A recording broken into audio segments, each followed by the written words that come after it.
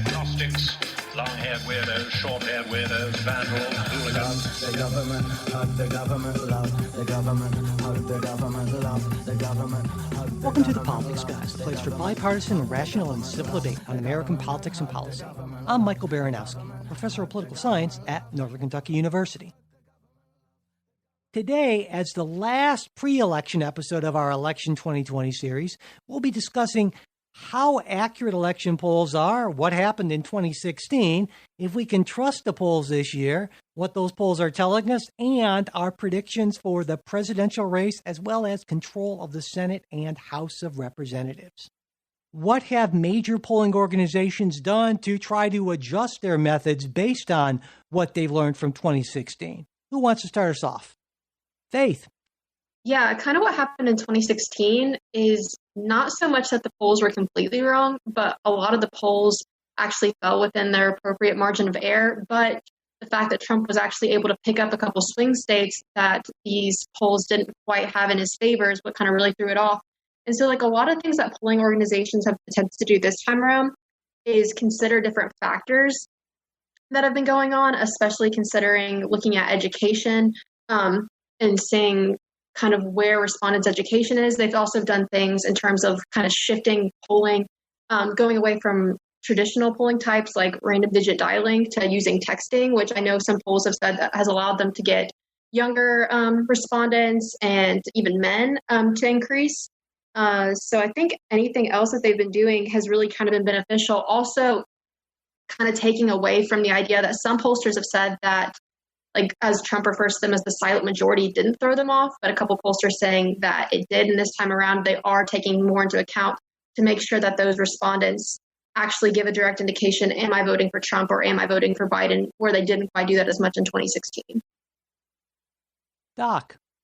I think the electoral college threw a curve at them. I mean, they have a tough time taking that into consideration. I mean, you can poll people and get a set of numbers and check them against one another. But when you throw the electoral college in there, I just think that just takes your numbers. You might as well put them in a basket and shake it up and down. The other thing is, I don't know who they poll, and I think I put it in my paper. I'm an old white guy. I never get a phone call. I never get something in the mail other than fill this out, tell us how good we're doing, and send us money, so, which is not really a poll. So, you know, they don't get my input. I don't know whose input they get. Alan. Yeah, sort of going off of what Doc and Faith were saying, one of the things that pollsters are actually trying to change is they are now creating like set sections for educational levels, because they felt they were overpolling college educated voters who usually vote more to the left than perhaps high school educated voters. So that was another issue that pollsters had to deal with, is the polling population they keep polling from are people who consistently answer. Faith. Yeah, going off of kind of what Alan was saying is also, too, they're looking at specifically where respondents live and kind of understanding the idea that if respondents live more in a city, it will typically be more democratic. So kind of expanding that to look at more rural areas to also kind of diversify the kind of pool of respondents that they're looking at. Olivia. Just responding to a couple of points that were made. So like Doc was saying about the Electoral College kind of throwing off the 2016 election. First of all, the reason that pollsters say is that the predictions weren't actually that off is, like Faith said, they were in the margin of error, the standard margin of error. But the states that kind of were the turning point for the election, Trump only won by tens of thousands of votes. So, having an unexpected state vote in favor of Trump can, totally alter the result of the election and still make it so that polls were not that wrong because Clinton did win the popular vote, which they predicted. But also what Doc was saying about who's being polled, this wasn't in any of the articles or anything, but from my own personal experience, I want to add, I take polls all the time, but it's because this is what I'm interested in. And so I'm subscribed to Facebook groups who are sending me polls, and I'm subscribed to all of the email chains for, the DNC and for Biden and for Trump. And so I'm getting polled all the time. So I think definitely it's a lot more easy to access younger people who are really politically involved, who also maybe are politically involved because of what they're studying in college or their education level or whatever. And I do think that that's an area that pollsters are trying to compensate for now, because it's harder to reach older generations who maybe aren't so into social media and technology. So we're recording this episode 1 week before Election Day, and there is a clear favorite in the polls right now. Joe Biden is expected to win in just about every poll-based election model there is. And now the most notable differences between 2020 and 2016 are Pennsylvania, Michigan, and Wisconsin. These are all states that Donald Trump won in 2016, but that Joe Biden is ahead in this year. In Pennsylvania, if you believe the polls, Biden's lead is just over 5 points. It's 5.4 in Wisconsin. And in Michigan, he's got a lead of just over 8 points. And these are all polling averages, so they take multiple state polls. But at the same time, or around this same time in 2016, Hillary Clinton was favored by around 3 points in Pennsylvania, 6.5 points in Wisconsin, and around 5 in Michigan. So the question that naturally arises is, why should anyone trust the 2020 polls when they seem to look, in many cases, an awful lot like what we saw in 2016? So how do you respond to that? Faith? I think partially what should possibly give voters more confidence that the polls are correct is that looking at the 2018 polls, midterms were actually some of the highest levels on record of being able to predict accurate outcomes. So kind of showing for the respondents that pollsters have made adjustments towards that, possibly giving them more direction. I think if they're wrong, that kind of creates maybe a problem and a big crisis that some people might say. But I think looking at 2018 kind of back should give people a little bit more confidence that the polls are actually going to have accurate predictions this time. Okay. Doc? Just thinking about what Faith said, the 2018 polls didn't have to deal with the Electoral College. I mean, it was just straight out count the votes, and I think it just keeps getting tighter and tighter. The idea, the numbers. I mean, especially in Pennsylvania, especially after Biden made his gaffe during the debate on oil. And call it a gaffe or maybe not, but when he said he was going to eliminate fracking in oil, and even though he backed off and said he's going to transition, but things like that, I think are really going to affect the numbers in the energy producing states. So this is going to be interesting. Okay. Olivia?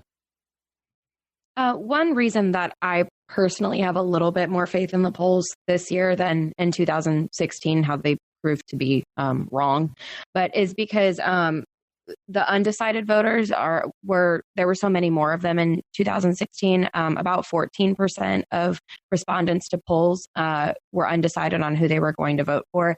And then almost all of the undecided voters ended up voting for Trump. And pollsters believe that it's because he was such a divisive candidate that they were kind of, struggling with themselves. They had their minds made up that they were going to vote for Trump, but didn't really want to commit to it and agree to it in a poll. So they said they were undecided, and then they ended up voting for Trump. This year, only about 3% of voters are claiming that they're undecided. So, and questions like Faith said are being used, such as not just who you're going to vote for, but who do you believe is the most truthful candidate and the most trustworthy? Who do you think is the most energetic candidate?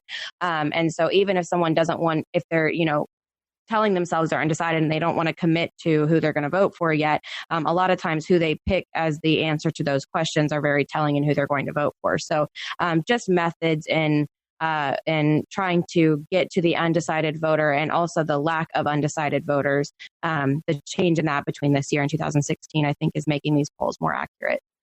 So let's turn to our predictions. I think we'll start with the least controversial. It seems like just about everyone thinks that there won't be much of a change in the House of Representatives, and it's pretty widely expected that Democrats will retain control with maybe a few seats shifting to one party or the other, but nothing significant. So why do you think it seems so unlikely that almost nobody thinks that the Republicans will regain the majority in the House, a majority that they held not all that long ago? Faith.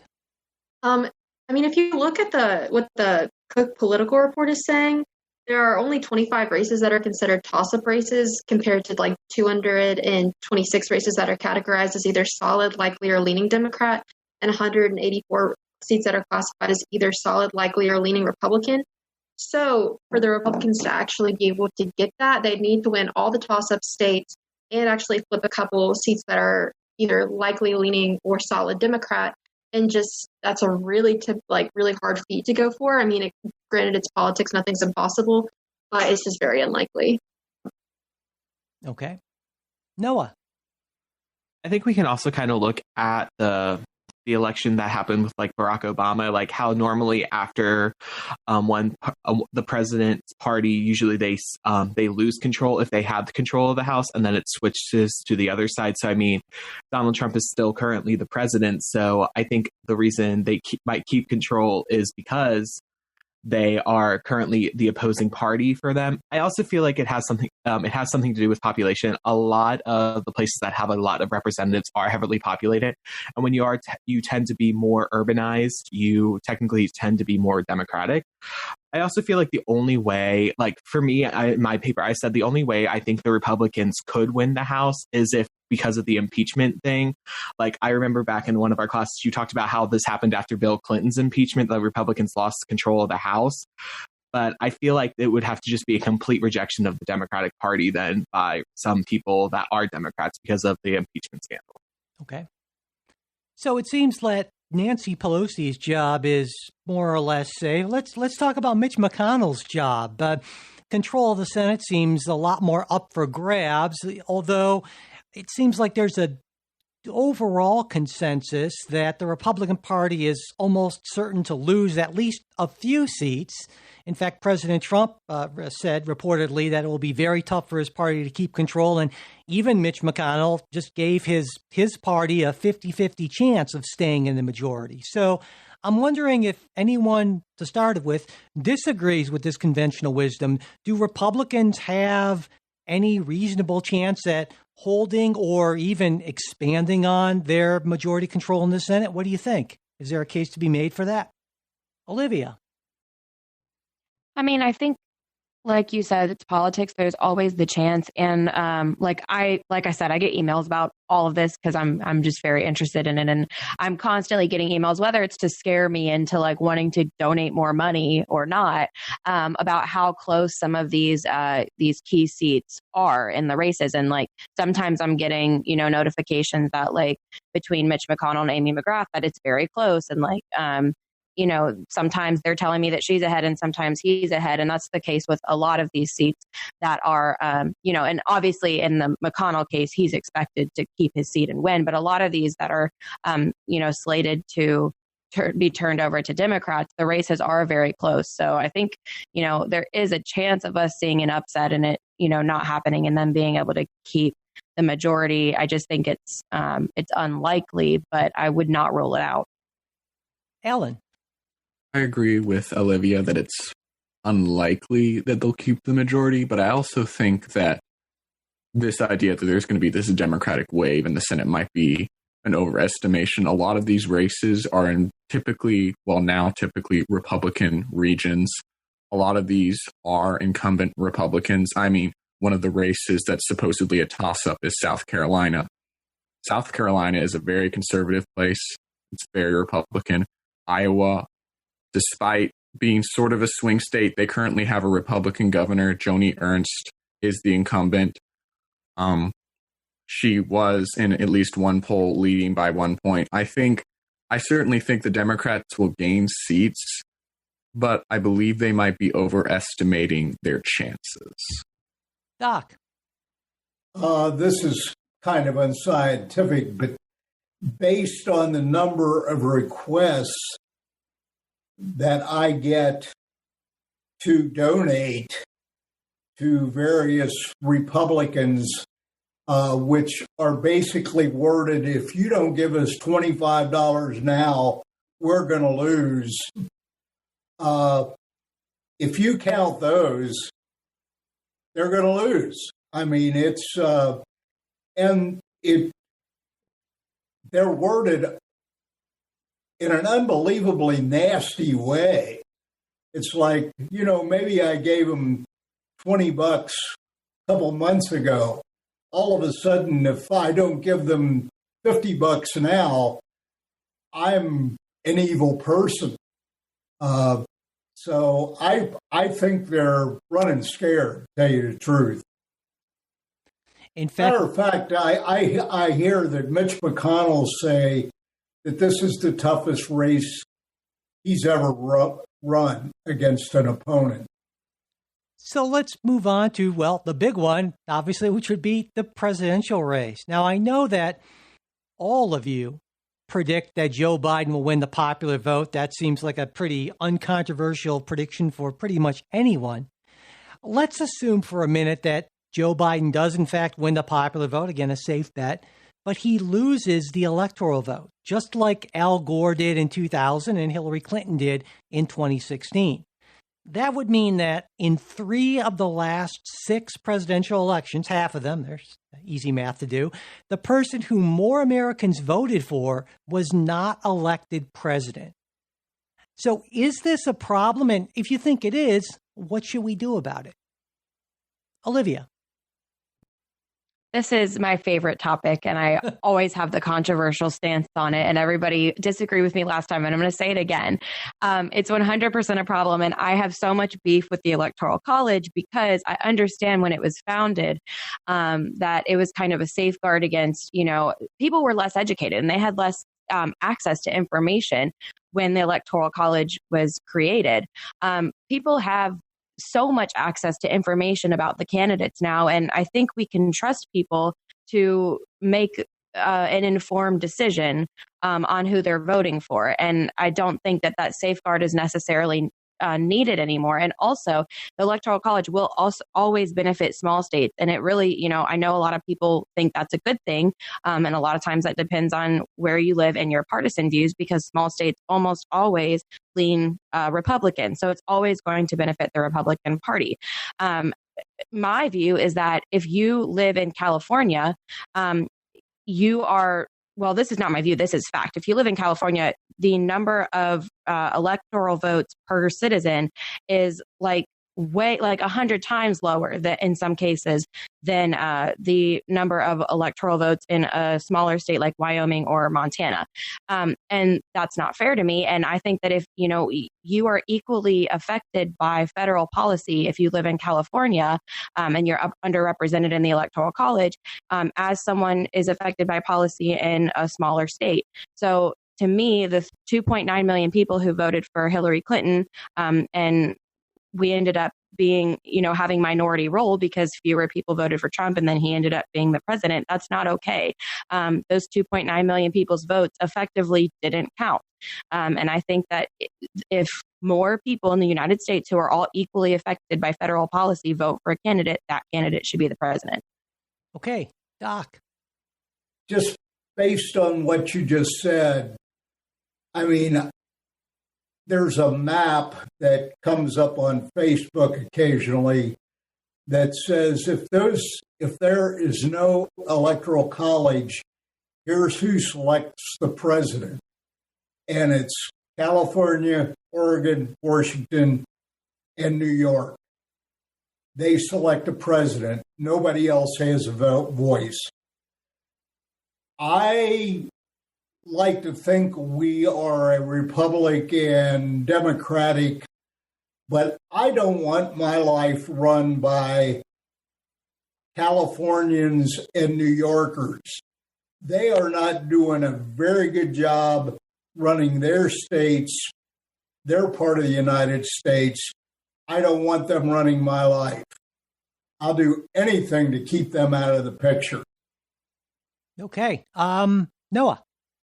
So I kind of so personally, I feel like there needs to just be, if we keep the Electoral College, there just needs to be some changes, because I feel like I honestly agree with Olivia and what she is saying, that the Electoral College does sometimes favor small states over larger states. But I feel like the best way for us to currently change this, because I don't think we'll be able to get rid of it after one election. I think what we will have to do is we'll kind of have to start changing to it being more not of a winner takes all kind of situation with the states with the Electoral College votes. I think it's Nebraska, if I remember correctly, Nebraska and Maine, where they split the votes.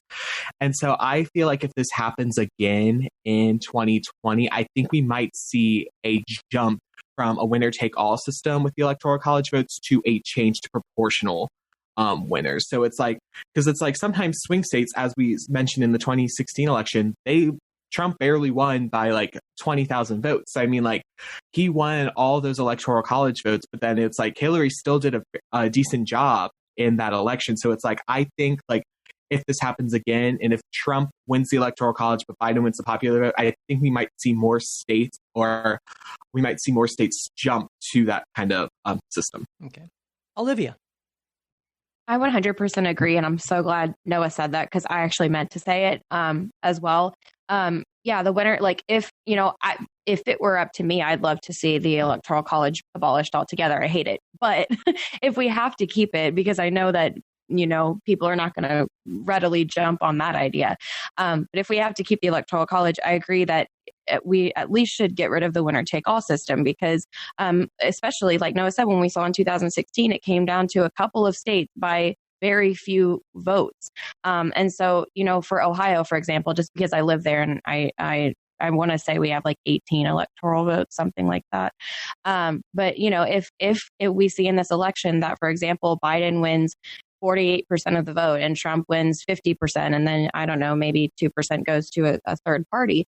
I think that those votes that Ohio gets should be split, and that the electoral votes that go toward a candidate should be a representation of the percentage of the state that voted for either candidate. I don't think one candidate should get all of the votes for that state when only half of the citizens voted for that candidate. Again, it disenfranchises people from voting, especially in swing states. The winner take all system. Why would you want to vote if you're a Republican in California? What's your incentive to vote in that case, unless we get rid of the winner take all system? Okay. Faith. Yeah, I definitely agree with all the points that Noah and Olivia brought up. I think especially looking at within the last couple of elections of how close some of the races in these states have been, it really does put an idea of how diverse a state is, and the idea that almost half the people in the state voted for a specific candidate and the other half voted for the other candidate, and that one group completely has their say in the system completely taken away by the winner-take-all system, I think kind of maybe puts a sour taste in a lot of people's mouth. So really just kind of giving that option to kind of break away, and the candidate gets what the people in that state were looking for, or at least a portion of what the people in that state were looking for, kind of maybe brings about a better idea of fairness to some people. A number of folks have mentioned that Maine and Nebraska method, and I took a look back at the last 5 presidential elections, and it turns out that actually if the election had been decided based on that method, it actually would have helped out Republicans in 4 of the last 5 presidential elections. In 2000, it would have given Bush a more decisive victory over Gore. It would have given him a wider margin over Kerry in 2004, a narrow margin for Obama over McCain, though Obama still would have won. But in 2012, that system would have made Romney the winner over Obama. And then in 2016 is the only time it would have hurt a Republican, but still Donald Trump would have won, but by a smaller margin. Now, with the caveat being, of course, that a different system would mean that candidates would campaign almost certainly in a different way. But that model, at least the best we can tell, seems to not necessarily give a big advantage to Democrats. Certainly, it might actually be somewhat neutral.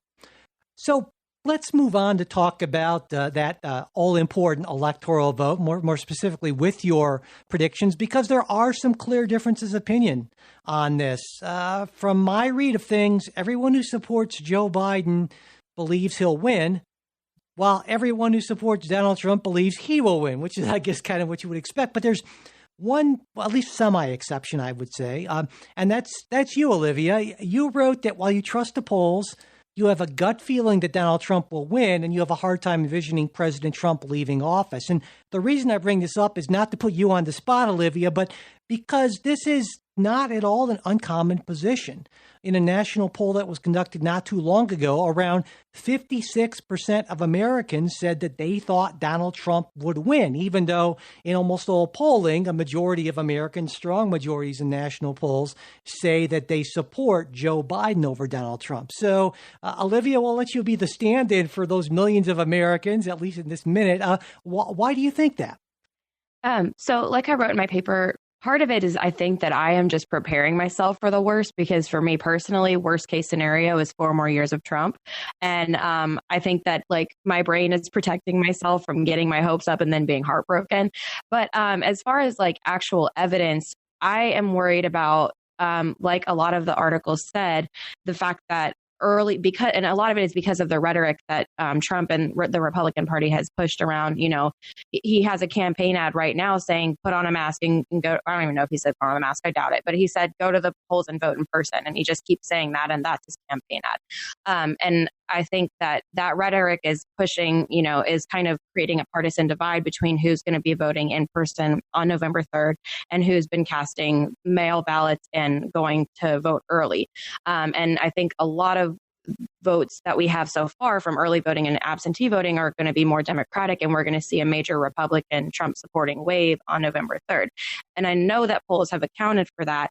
But what worries me a lot is that with Trump, I want to say that the number of votes that were the tipping factor that tipped the scales in his favor in 2016, as far as him getting the electoral vote for certain states, was like 80,000 votes.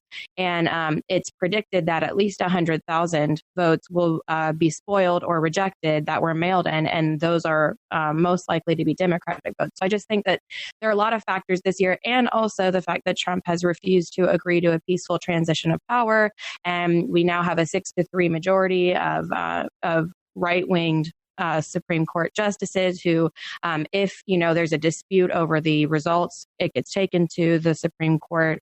I worry about, whether they will rule in a nonpartisan way or if they will rule in Trump's favor. I just think there are so many factors this year, and this is not a standard election, and it's hard to compare this election to any other because we're in the middle of a pandemic, and we have a president who acts in a very unprecedented fashion. I don't know. I think I'm just preparing myself for the worst and trying to account for all the factors so that I don't get my hopes up to be sorely disappointed. Okay. Doc. I like Trump because he is neither a Democrat or a Republican. He is Trump, and he is unpredictable and unprecedented, as we just heard. And I like that in a leader. One of the things that bothers me in the question, you said, you asked about a prediction of if Biden wins the popular vote and Trump wins the election, the Electoral College, what's going to happen. And when we were talking to the young man before, and I was talking about splitter groups, I think there's going to be real trouble. I mean, violent trouble. I mean, like, what did the article I read, they call it fourth generation war. it's going to be really tribal. That's what I worry about. But I kind of think Trump's going to win. I sit here and think that. I have no signs in my yard, but I do think he's going to eke it out again. Alan.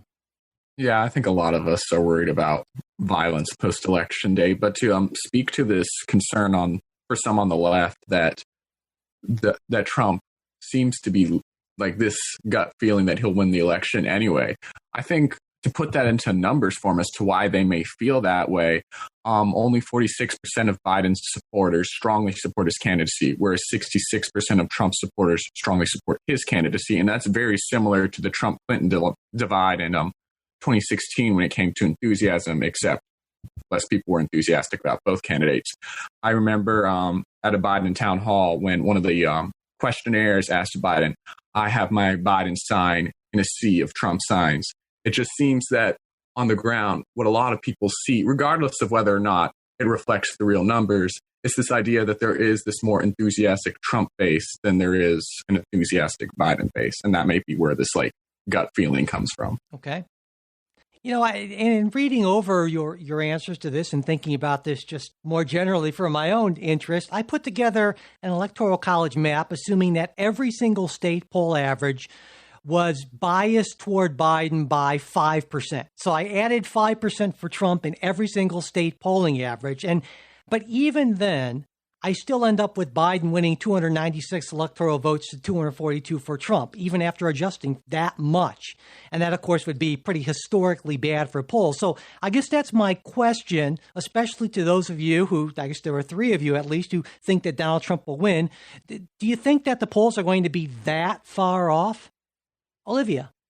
I hope that they're not. Like, I don't know. For me, I'm struggling because, like, even writing my paper, there are so many more reasons to believe that they're going to be accurate. And they were accurate. Like you said, they were accurate in 2016. And the normal error margin, at least this close to the election, is about two percentage points. So with you adjusting that much, I mean, they should be accurate in predicting Biden. And like the logical part of me wants to believe that. I just think for, myself and for a lot of people who like really desperately want Biden to win. I agree with what Alan said that like, it's, the Biden base is less enthusiastic than the Trump base. And there was just a huge rally that I got stuck in on my way to work of Trump supporters lining the bridges with flags and having flags flying off their trucks on 275. And we don't see that with Biden. The Biden base is less enthusiastic. So maybe it's just like this fear that we're seeing so much diehard Trump support, especially right now, that we don't really want to. I don't know. It just all of the evidence points to that Biden should win, but there's just, I don't know. There's something in my gut saying that whether it's legitimate or not, that we might be stuck with Trump for 4 years. Okay. Doc. I mentioned in my paper that the polling or the polling people, and I looked at this website, this 538, and I looked at their web page, and I went down it, and all of a sudden, I'm seeing things that they do like soccer club predictions and global soccer club predictions and who's the best NBA pick. And I'm thinking, these people are doing predictions of a presidential race. It sounds more like a bookie outfit. It sounds like they're handicapping things for Las Vegas rather than. So how much faith do I put into this outfit that's predicting, sporting events, being a person that doesn't really like sports?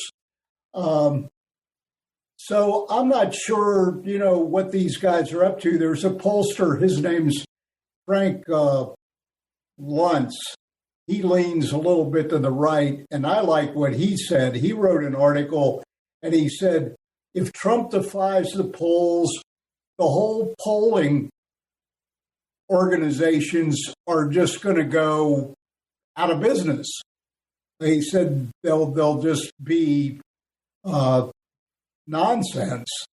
So, you know, I really wonder about the veracity of these things. Okay. Olivia. I do want to add that what really scares me about the polls this year is like I said, this is a different election as far as how much early voter turnout we've seen. And I'd like to think that that's going to benefit the Democratic Party and that's going to benefit Biden. But also with mail-in voting, what's worrying me is that we have so much more mail-in voting that we have had in the past. And I think it's today that Amy Coney Barrett they're supposed to see some cases on whether or not certain states will be allowed to vote or count ballots that arrive after Election Day. And if ballots are not counted past Election Day, who knows how many ballots that, and I also just saw in the news yesterday that really we have about 48 hours in most states to cast those ballots before they probably are going to arrive late. And there are certain people casting ballots today that, depending on how overwhelmed the post office is, that they might arrive late. And so if it's determined that those states are not to count ballots that arrive late, I don't know how much Democratic votes are being overcompensated for that might end up being rejected.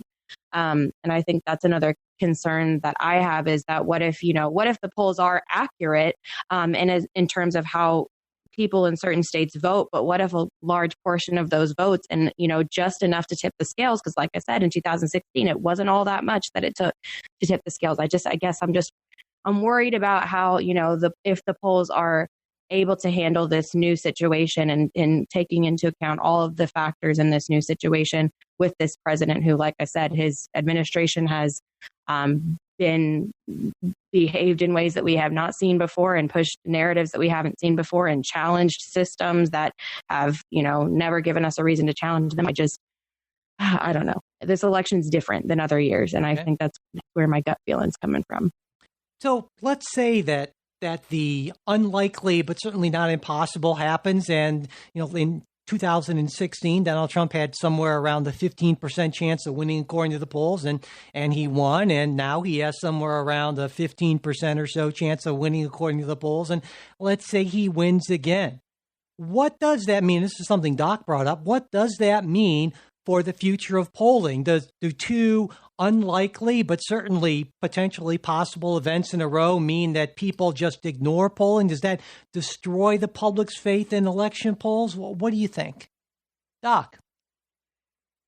One of the things I learned in psychology classes is as soon as you design an experiment and put that out there, you have changed the whole climate of what you're trying to experiment on. As soon as you touch it, it's different. There's some weird, how do you want me to answer? I'll answer any way you want me to. What do you want me to think? I'll think however you want me to. So designing a questionnaire, designing a poll, designing the questions is really difficult. I'm trying to think of the name of the class I took, but it is not an easy thing to design that kind of experiment. Okay. Faith. Yeah, I think the class Doc is probably referring to is public opinion. I also took a public opinion class where we had to make our own survey, and it really just kind of showed me the difficulty that a lot of people have in making a survey in terms of making sure you have the right amount of respondents, a good variety of respondents, the question ordering, what wording are you using? So I think that, especially as Olivia said, paired with the just crazy year that 2020 has been, should maybe help, if the polls are wrong, soften some of that blow. But I think a big thing that one of the articles I kind of talked about is that something that people kind of don't consider with polling is that they kind of think that because of technologically advanced societies that these polling methods are supposed to be flawless, but the margin of error is actually built into the system itself. The system isn't designed to be completely perfect. So I do think that if the polls are as wrong as they were and weren't in 2016, it could pose a problem. But I also think there are so many factors, especially considering how 2020 is played out, that should maybe help people not lose as much faith, but also kind of understand maybe why the polls were getting thrown off. Okay. Well, that's where we will leave things for today. But I want to mention to folks that even though voting will be over before our next show, we still have 2 more episodes in this series. Our next episode will air on Thursday, November 5th, when we'll talk about, well, whatever it is we know about how the elections turned out at that point and what, if anything, we can conclude from what we'll know. That will be followed by 2 more post-election episodes, at which point we'll certainly know a lot more about election results, and we'll also be discussing what these results might mean for the direction of the United States over the next few years. And if you have a question or comment, we would love to hear from you. Send us an email, mail@politicsguys.com, or post a comment in the episode link we'll put up on our Facebook page. That's facebook.com/politicsguys page. And we will do our best to answer your question or respond to your comment in an upcoming episode. And if in addition to this series on the 2020 elections and our regular weekend show, you would like a third full-length Politics Guys episode every week, you can get that by becoming a Patreon supporter. Supporters also get ad-free versions of everything, as well as other good stuff. To get the details and to become a supporter, just go to patreon.com/politicsguys. And if you want all that stuff, but you can't afford to become a supporter right now, just send me an email, mike@politicsguys.com, and I will get you all set up. We'd also appreciate it if you could subscribe to the show, leave ratings and reviews, and especially if you could share your favorite episodes on social media. The executive producers of Politics Guys are Bruce Johnson, Wilma Morano, Andra Masker, Daniel Toe, Chris Wilkerson, and Nathan Sosnowski. We'll be back with our weekly news roundup and analysis show on Saturday, and the next segment in this Election 2020 series on Thursday, November 5th. We hope you'll join us.